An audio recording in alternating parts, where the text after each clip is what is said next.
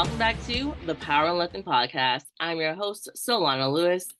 On this episode, me and Kristen dive into what it's like to have like post-meet blues and how to just like combat them, make sure that you're actually putting yourself in position to not feel the down after a meet, whether it went great or not so great. And we talk about how to kind of recover mentally mostly from a down meet. So it's a great episode. It's a shorter episode. Hope you guys enjoy it, and let's go ahead and dive into today's episode. All right, y'all. Me and Christy are back. How are you feeling today, Kristen?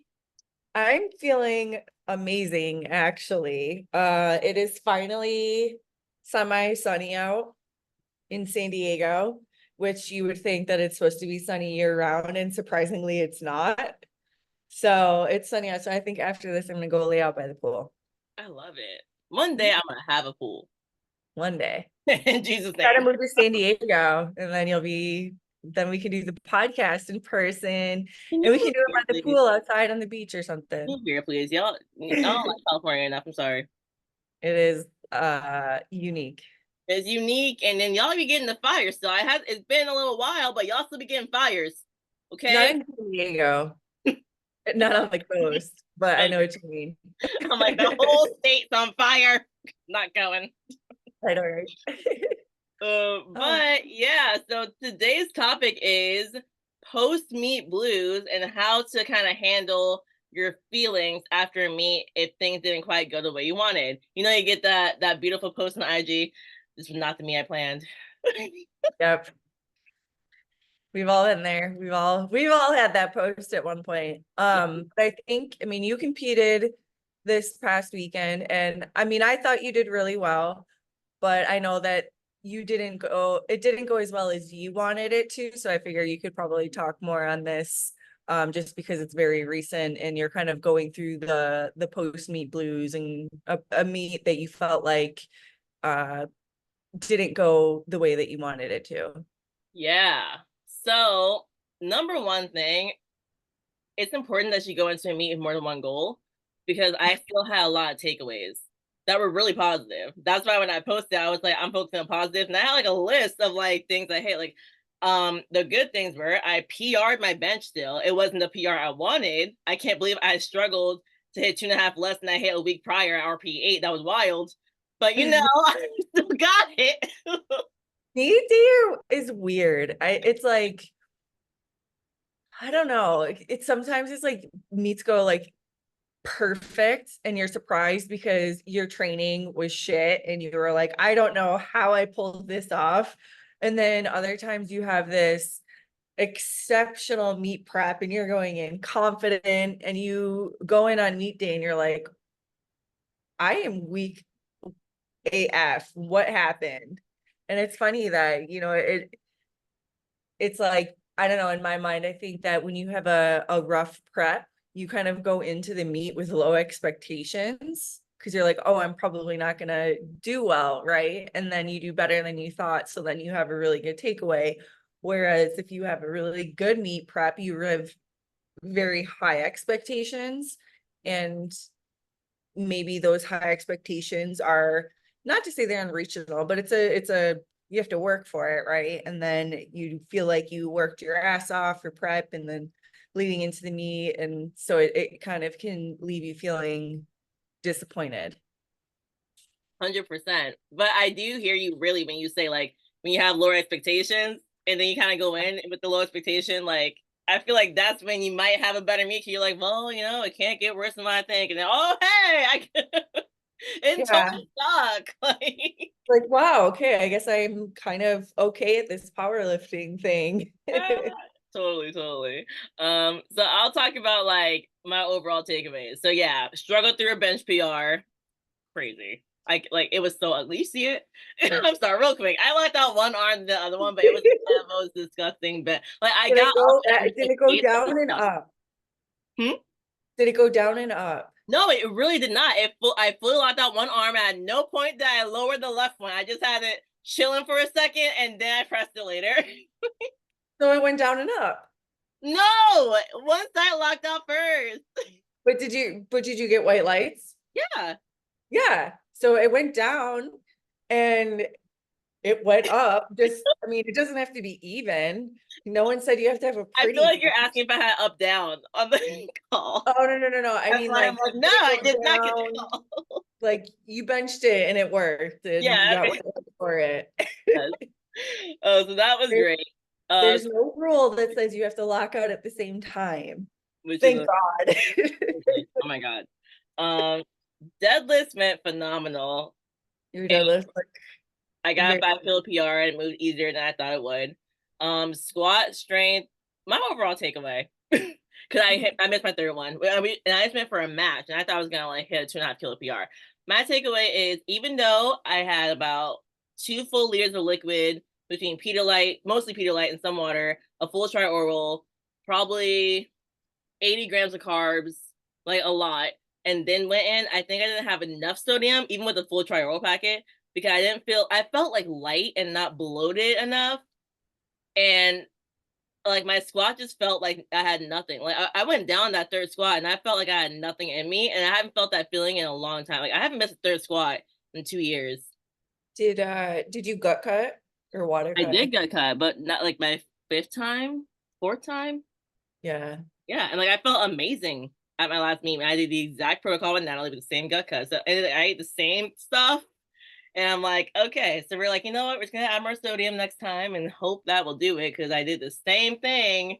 Is that don't you hate that? You do the same exact thing and it doesn't It work. doesn't. Like, But that's why it's very interesting because you know, no exact prep is going to be the same, right? Like you could have, one really, really great prep and you're like, well, whatever we did last time worked, right? So we're just going to do what we did beforehand.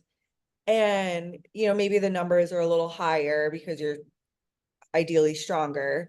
But other than, like the rep, the training pretty much is the same.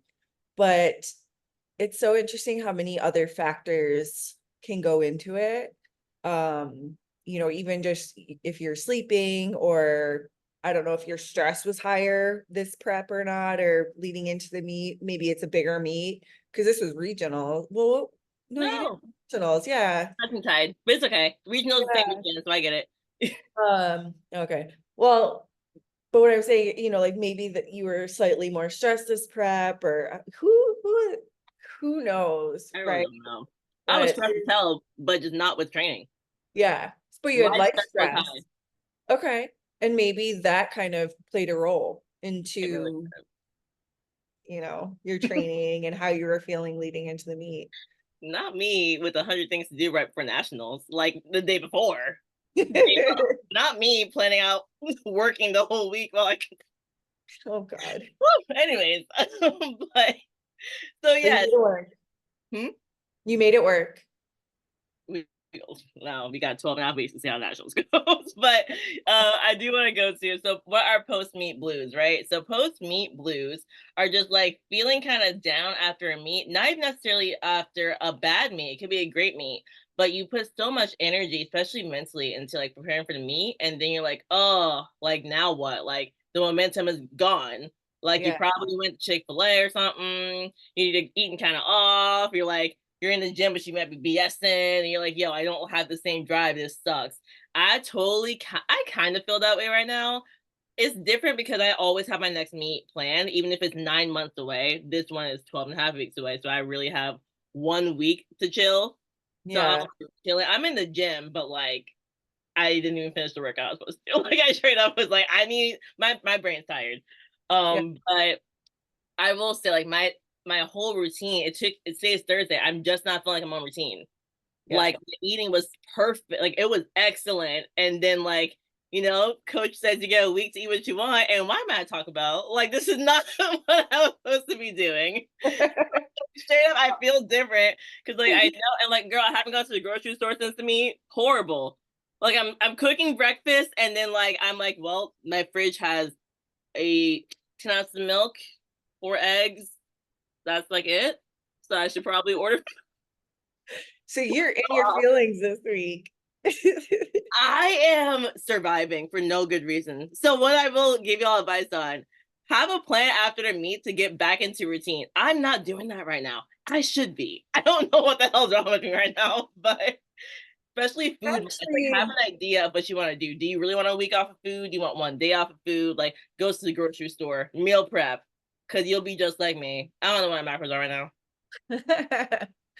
I think I mean post meet blues, it's a real thing. And I mean it doesn't just happen with lifters, it happens, you know, with athletes from all sports. And you know, I've experienced it when I had a great meet, and I've experienced it when I've had a bad meet. And like you said, it's just kind of the mental focus that is required to compete leading into the meet, and then it's over, right? And you're kind of just like, okay, and now what? And it's kind of like this feeling of sadness or feeling down. And how do you combat that? Because yeah, you're going to the gym, but you don't have the meet, so you're not mentally in it. You're just kind of going through the motions. And that can be hard if you have another meet coming up, you know, in 12 weeks, because you're like, you feel like you have to, you know, be in this right mindset. And I've kind of learned, and then what I started doing a lot with my athletes is give them a free week, is what I call it. And I'm like, the week after a meet, do whatever the hell you want to do in training. And not to, you know, like I don't mean go max out or go to run a marathon, right? Like They might go within max out. Don't tell them not to. Just but saying. do something, you know, like go to the gym without a program, and you're like, oh, I feel like doing a leg press today. Then freaking go do a leg, you know what I mean? Do whatever you want. Just go in and don't have a plan. Just relax. And I find that that kind of can help with people who kind of have that post meet blues. And it kind of depends too, because I'll also have athletes who want to just like, they had a great prep and they want to like go right back into it. And so we just start immediately with, you know, like day one of our new training block. But I would say majority of my athletes, after they've competed, I give them a free week. Means do what you want to do. I don't care. We're Um, opposite. really? Opposite. I don't even offer the free week. I will ask them when they want to get back to training, but I will immediately recommend to take only 1 to 2 days of training off. Okay. I give them a week. Yeah, I think it's because I know myself. I was totally biased, but like I still give them the option. I've had people say like I want a full week off, and I'll respect it. That's fine, but you have to tell Yeah. me I'm not going to offer it. Because for Yeah. me, I'm like normally I can't handle a week off. I hate going to the gym with no plan. Like even I went to the gym, I didn't finish the plan, but the plan was written. But at That least it was there. yeah. Yeah. Would you feel guilty at all for not completing the plan?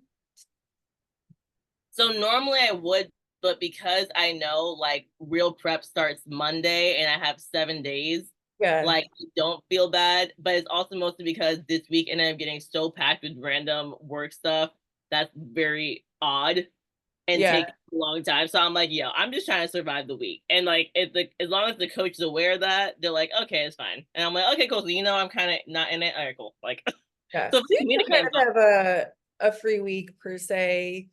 Just, I mean, you still have the program. It's just not being finished. it's not being fit, but this is really my first time ever doing the Yeah. week after like I didn't finish the workout and I don't even care. Like Yeah. No, it happens. I always like to too, and I think you were talking about this, is doing like a reflection of the pros, what you thought you did well, things that you felt like didn't go well. And I feel like every meet that I've ever done, you always learn something from it, right? You learn something about yourself, or there's always like some sort of takeaway or room for improvement. And I think that's like super important after a meet, is just to take that time to kind of reflect and look at both. You know, even if you have a meet where you feel like it you didn't perform up to par for what you felt you were capable of. I still think it's important to be like, okay, well, what are things that did go well, you know, and look at it that way. And that sometimes can kind of help with those negative feelings that we have after a meet. 100%. I think for myself, that's why I give myself multiple goals. Yeah. I think what's really hard is if you give yourself multiple goals and you miss all but like one, but like the one's the most important one. So you're trying so hard to focus on like the pros, and you're like, Yeah. can I just have that time where all of the goals are met? Like, Yeah. And you probably have super high expectations, especially because you're an elite level lifter, right? So it's not like you can go into a meet and no one cares and no one's watching you. It's like you go to the meet and people are like, ooh, what's Solana doing? Like there's some hype there, right? And that can sometimes feel like added pressure, because you're like you feel like you have to perform well, and then if you don't, everyone's gonna know. Um, and probably, at the end of the day, no one gives a shit, right? Like nobody cares. I disagree. Not Well, even true. most people are not going to care. Majority of people, They like won't they there's won't a shit on handful. you or be like, see, you didn't like they're gonna like stand behind you, be like, hey, you did great even if you didn't have your best meet. But people Yeah. don't care. It's just you assume everyone's gonna be like, oh, and like that's totally You, not the attitude you at feel all. like everyone in the powerlifting community is like that's going to be the powerlifting drama of the week is like, Yeah. oh my God, Solana didn't do as well as she wanted to. Like, oh my God. Like it's there's levels to that There's where levels. I think sometimes like I don't know, when I first started competing, there's like I had no idea what the hell I was doing, and so I was like new, and I didn't suck, but no one was like, ooh, who's Chris, no one knew who I was, so there wasn't that expectation either to do well. But I, especially if you've won in the past, like say like nationals, right? So you're coming back into the meet and you're the, what do you call them? Like you won last year. Yeah. What is that called? What's it called? The You know what I'm, yeah, yeah, like you're the last year's champion, but like I don't well, know. you're not the underdog. I You're going, know. you have to defend your title, essentially. Okay, yes, we'll take that. I don't know. Our, God, my brain. so so you've won and you're there to like defend your title, and then I don't know, sometimes it can be hard when you feel like it was taken away from you, and especially not because you weren't strong enough. It's just it wasn't there on meet day, or maybe there's these silly little mistakes or these miscalculations, and like that's when it gets really frustrating and you're like, oh, especially if you know that it was something that like you had control over. It's not like it was just, oh, you just weren't that strong that day. That I will say that is the most frustrating one. Like I can look at my squat and be like, yeah, you said you wanted 187. My coach recommended only a five, jump down 7.5. You missed it. Okay. Like I missed it. Like, you know what I mean? But it's different when like the number on the bar should have been a different number. And you're Mhm. like, oh. Could have And if, controlled that one. and Like if, especially if it was like a weight that it wasn't unreasonable, that you felt like you could have done it, right? That can always be very, very frustrating. I remember I for mean, he wrote the national, book on that. I mean, I'm not gonna ever forget. You had a bigger battle. at nationals Yeah. 2021. 2021. Yep. Because that was when I first started to actually get obsessed with like bigger name lifters. Yeah. So And I was I a lot of did names. I wouldn't have placed first. I think because You this is got a a second, I think, because there was Chandler Babb, and then it was Claire, and then it was you, right? and Gabby. Yeah, but she got fourth, right? She was, but we all totaled the same. Me, Oh, Claire, and Gabby all totaled the same weight. mm-hmm. But then it went down to body weight. Mm-hmm. So she got fourth on body weight. Claire got second on body weight. And from my second deadlift to my third, I only needed 2.5 kilos to pull to win second. Mm-hmm. And my coach put 12.5 kilos on the bar. I'm about to say, I remember it was something stupid. It wasn't like five. It was something like you never touched in your life. Yeah. I have not pulled that. No. I think I had pulled at that point. This was on a pound. These were with pound weight. So I pulled 495, but it was on pound, like not calibrated plates, kind of a crappy bar. but in my coach's mind, he wanted me to pull 500 for whatever. What was the reason? Was That it was like, his reasoning. He wanted, because 227.5 would be 501. So it would have been a 500-pound deadlift, which I mean, cool, right? Like I think I wouldn't have been opposed to it if it was like a local meet and I'm just yeah, gonna, of let's course. just, I just want to go for 500 pounds. If I hit it, perfect. I'll be really happy. If I don't, it's like, oh, well, whatever. There's no, like if it's a local meet, I still probably would have won regardless, right? But when you're at nationals or even like a world international competitive meet, it's like you can't go by off of like, oh, I want that 500. You can't look at it like that. And I had expressed to my coach, like, I want to do well, I want to win, right? Well, obviously I wasn't going to win. Even if I had pulled that, I still would So, have placed second. second. Yeah. But why, at that point, it's like, well, all I need is 2.5 kilos to And place like 12 and a second. half doesn't even get you first.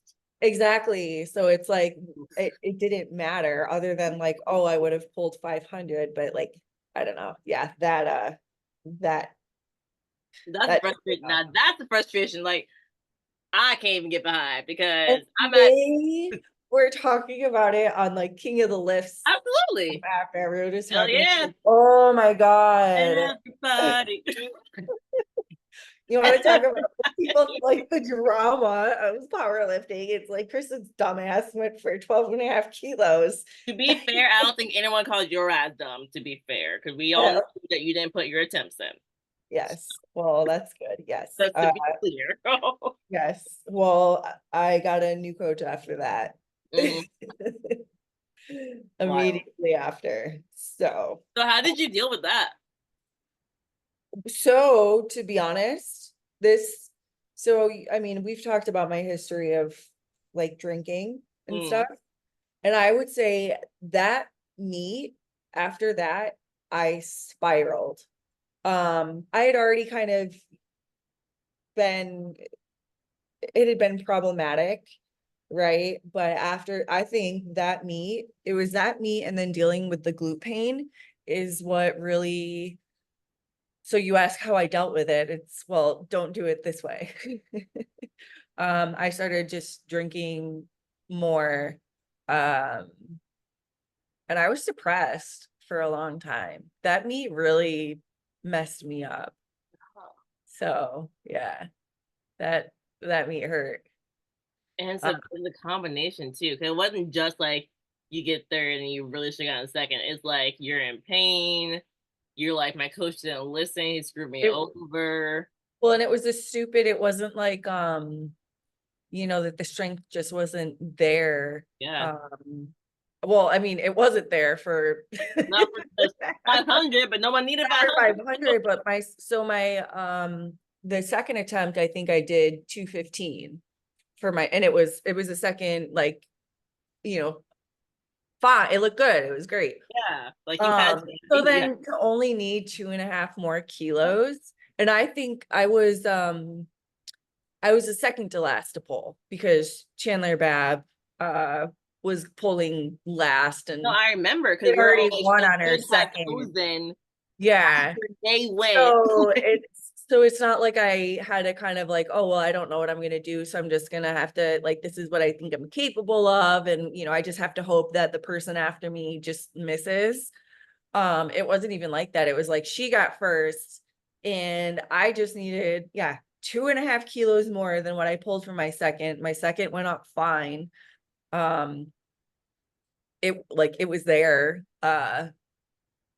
And yeah, that was frustrating because it's like, what the hell? You knew I wanted to win. I don't give I mean, yeah, 500 is cool. That would have been fun, but That's his that's goal. not the meet to do that, so Uh, yeah.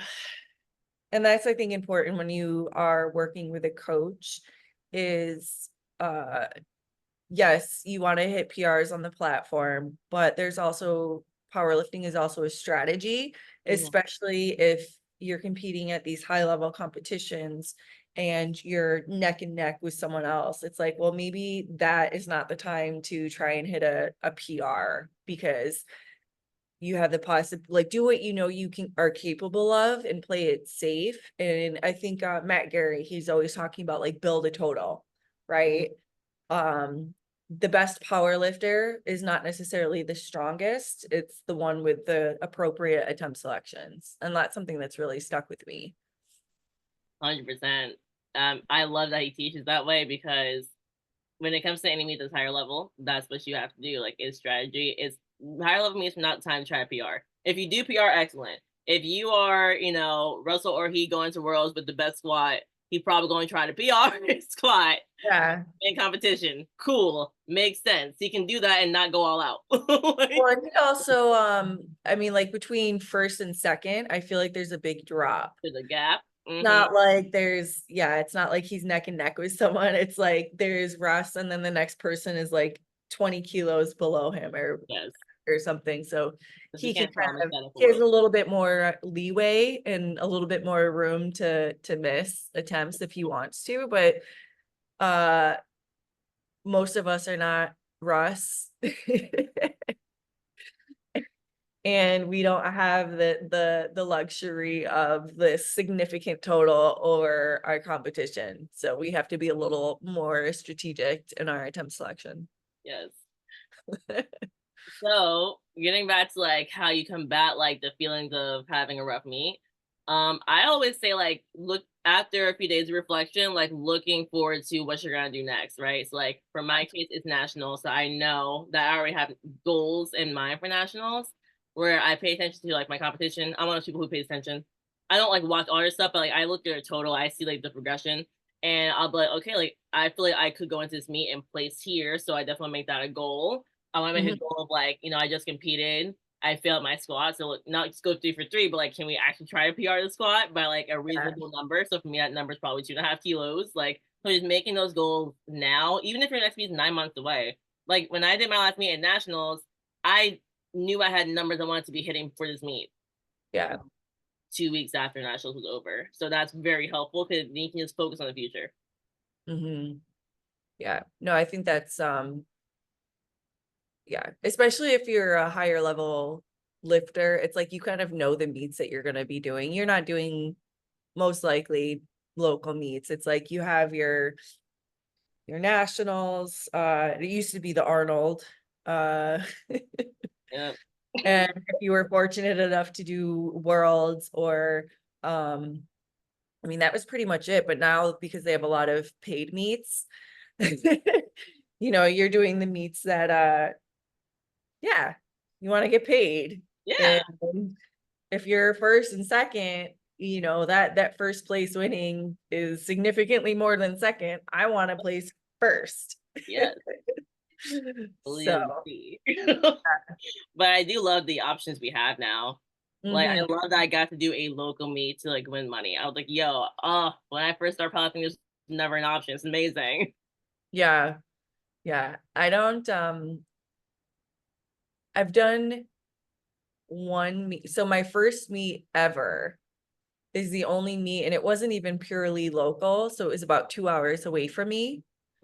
And I mean, we just drove the night before and got a hotel because I think weigh-ins were like at 6 a.m. or 7.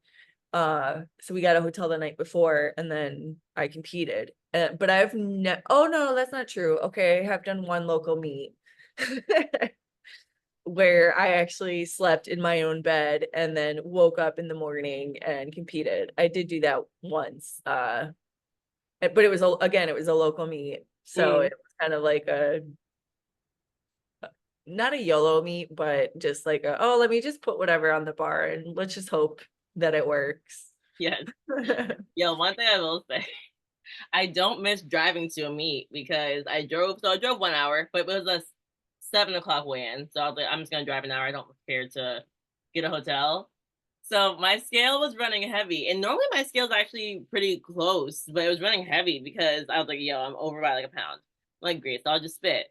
But I was like a little worried, so I'm driving, and I'm like, let me just make my car a sauna. So I put on like sweatpants and like Oh a my hoodie. God. It was nothing bad happen. It's more so the fact that like I'm dehydrated, spitting, and sweating. And I was like, I would do anything to have another human being drive this car right now. So like, My I didn't God. like nearly die, but I was like, I do not feel great. If you had seen me like, because I was the last to weigh in, 'cause I got there like 7:25, kind of like picked up a bagel sandwich. I'm like, they all open later, so I have to get it at 7, whatever. So I get there, I'm like, I gave them my attempts, and that's what they did. Like, you give your attempts, and then it puts you in order as you came. So I came last. So You I had was to like wait. eight, Ugh. 8:15 weigh in, and like when I tell you, I was talking to people, and people were like, "Are you okay?"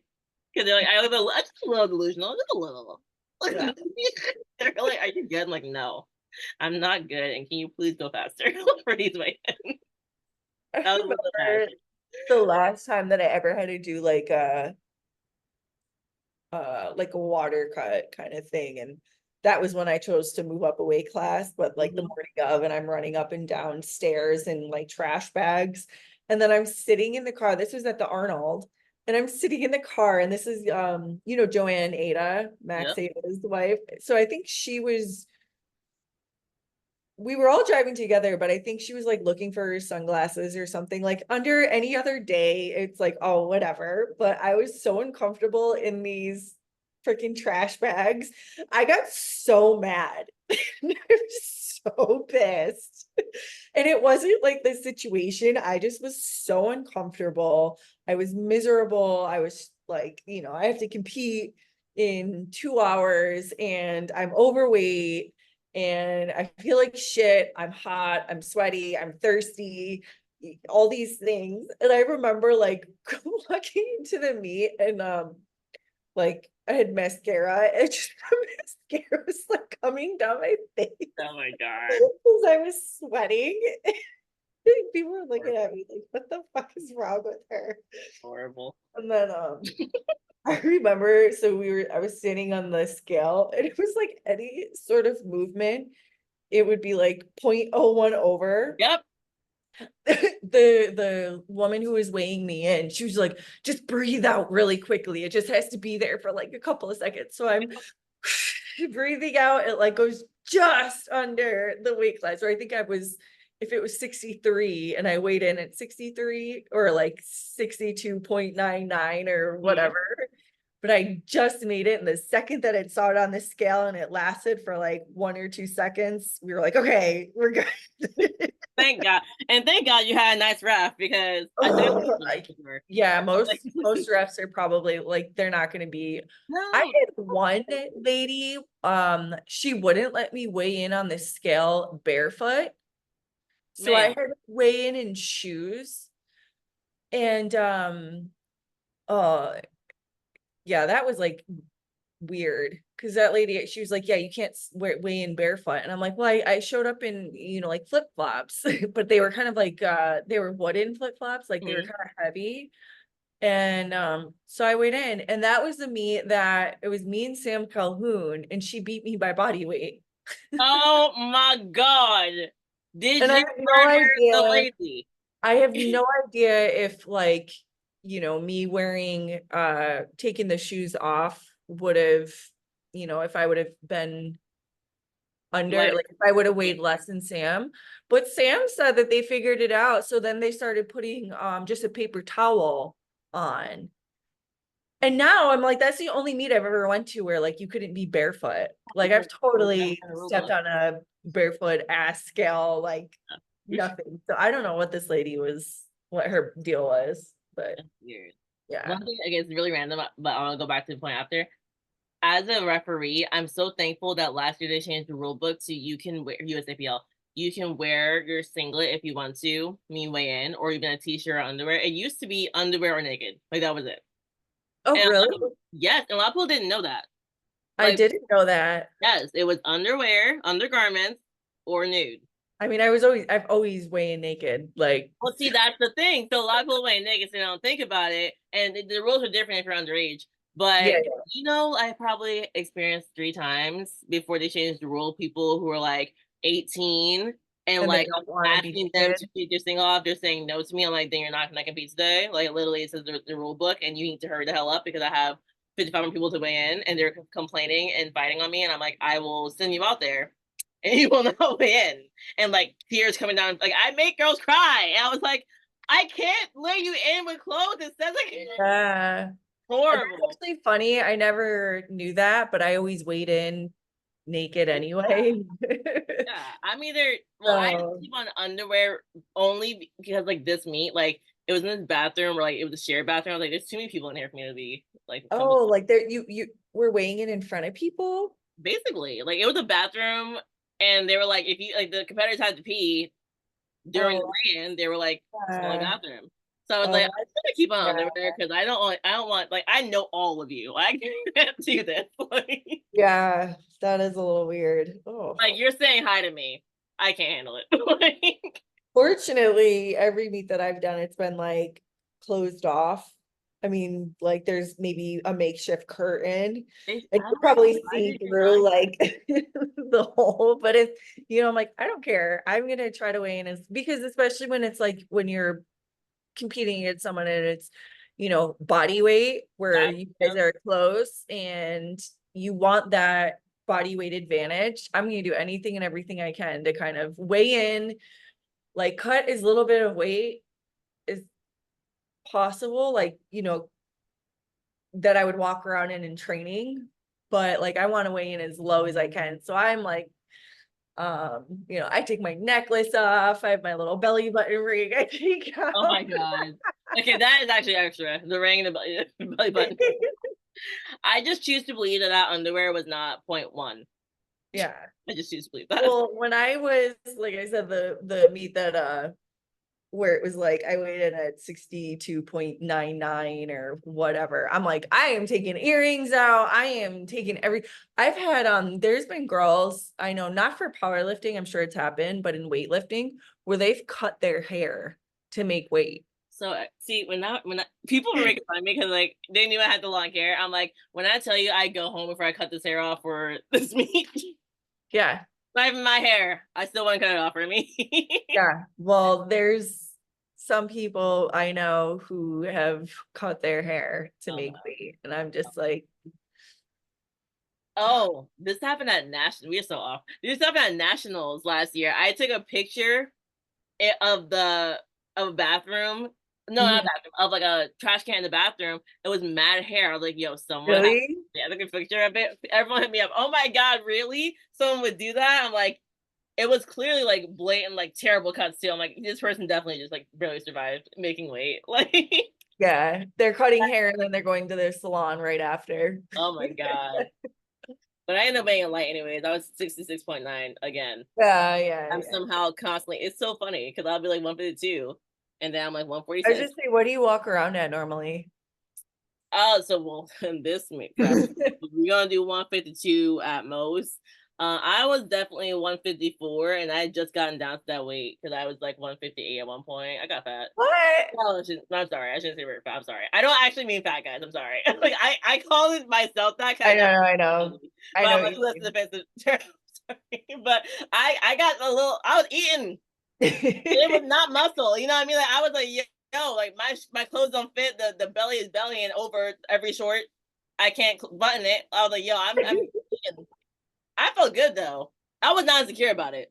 I was still out Yeah. here, like So you looking. got up to 158 and you had to cut to 148? Yeah, 148, Or what did you, or because you said you had a gut cut. So what did you weigh in before you got cut? 154. Oh, okay. So Between 154. 153 and 54 in there. Okay. And then you had your gut. So you lost 6 pounds Let's see. What is with your 66 gut cut? times 2.2046? I weigh Did at you? 147. Yeah, pretty much. Damn. I mean, I also did a slight water load. It was slight, very slight. Got it. Yeah. Got it. Man, I don't miss that. It really wasn't bad. You know what's bad for me? The acne. Immediate. Really? Immediately. The second I had my first, it was a 3-day gut cut, day one, immediate acne. Hate it. What? Because what are you doing? Like protein shakes and nuts for the rest Yeah. of it? So like I have like no good nutrients. I have no vitamins. Like my skin's ridiculous. And like it lasts for like 4 days. And like I just watch it. I'm like, yo, okay, day 2 gut cut. Let me see. Wake up, 5 pimples. Oh my god. I had this acne all before. And then you wake up, you're like, oh, here it goes. Every That's time. funny. That's funny. Oh my And my gosh. skin feels different. Like my whole body Yeah. dry. I'm like, I'm still drinking water. I don't understand. Okay, so you enjoying your, what is that, tea you got? Yeah, I put the Crystal Light tea packets in my water now. It's just sticking around since the water load. I'm just gonna keep doing it. Yeah. Well, it probably makes it more palatable too, especially when you're drinking like up to 2 gallons a day and you're like, oh, I need something like this. Is just... It's really not that bad anymore. Like the tea saves me. I'm like, this tastes Well, delicious. it's got to make it, that's what I mean is like putting those Crystal Light packets probably actually just makes it easier.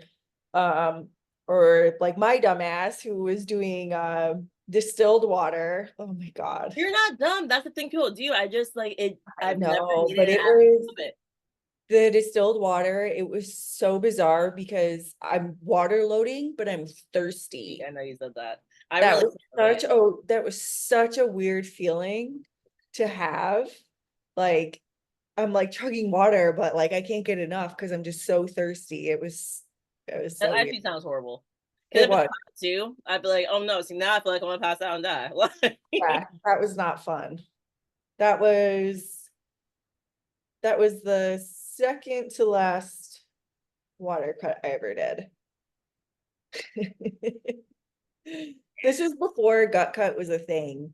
Or Yeah, like I'm that's sure it was a thing, obviously, but like it wasn't made it, when you were making weight as a lifter, a power lifter specifically, like that's what everyone did was the water cut. No one really knew what a gut cut was.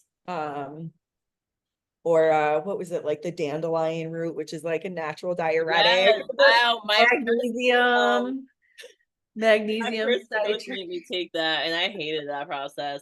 It was a very clean. I loved eating clean the week of the meet, and just doing the water load. But like dandelion root and then magnesium, and then and I was like, ew, I don't like this at all. At Not. all. And then it really made the one thing I like about gut cut when you travel, it's just so much easier because I Mhm. really hated that was when people crap on me.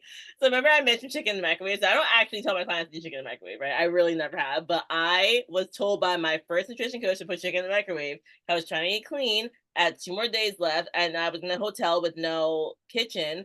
So I was having Oh, too much that's chicken okay. and rice. And Wait, she's did you like, cook raw chicken in the microwave? yes. Oh my God. And like, you can't have sodium. It I was mean, rough. It was I rough. remember like I've gone the day before a meet and I'm cutting, or I have to just be careful. Like it's like I'm at weight, but I just don't want to be an asshole and do anything stupid. Yeah. And it's always funny because like you go to a restaurant, right? And I'm like, can you just make like don't put can you just boil the chicken and make it as gross as possible and don't put anything on it, like no flavor, don't put any no herbs, no salt or herbs, sorry.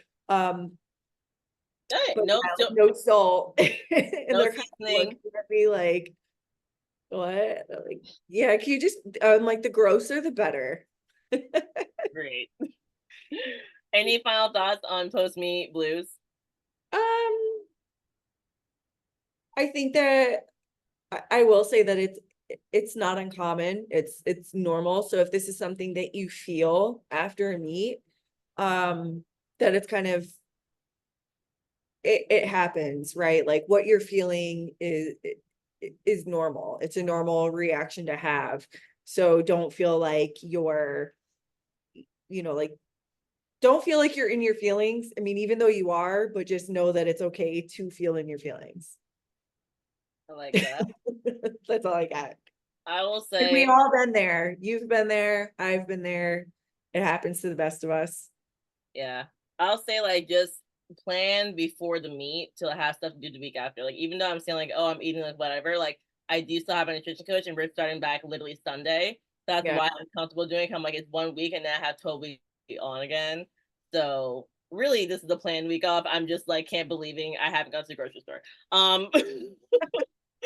So yeah, and like even when it comes to like training, like I'm the kind of person I really can't handle going to the gym with zero plan. So then plan, if you have a coach, ask them to write something. You can tell them to make it fun, but ask them to write just something down. I've done that too, where I've done like a more like a bridge block where it's like we're putting box jumps and maybe some jump rope, like some random metcon or something, just to very different than what you would do normally, but that's also can be helpful too.